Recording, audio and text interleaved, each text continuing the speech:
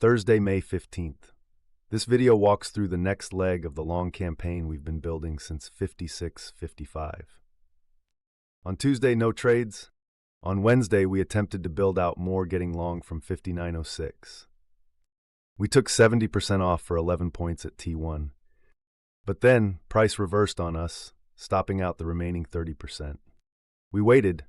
By Thursday, we had stacked solid wins from 56.55, 56.66, and 58.14.25.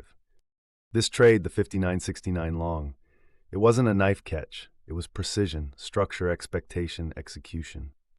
On Wednesday night, ES looked weak. Gas tank was empty. Liquidation was already showing signs. Thursday morning, the flush arrived. Price drove straight into the 59.69, the same zone we used to launch from on Tuesday.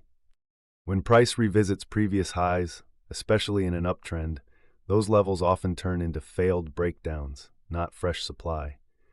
If they're going to be respected, you'll usually see a flush, absorption, and a retest, and then a sharp reversal indicating acceptance. I posted live on X, entry was 69. T1 hit fast at 59.77, we took 60% off the table. T2 followed at 59.89, we trimmed again, disciplined and steady. We're still holding a runner.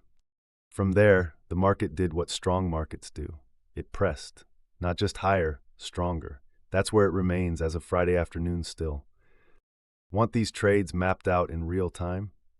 Join the thousands of subscribers. Go to ESDaily.com and subscribe.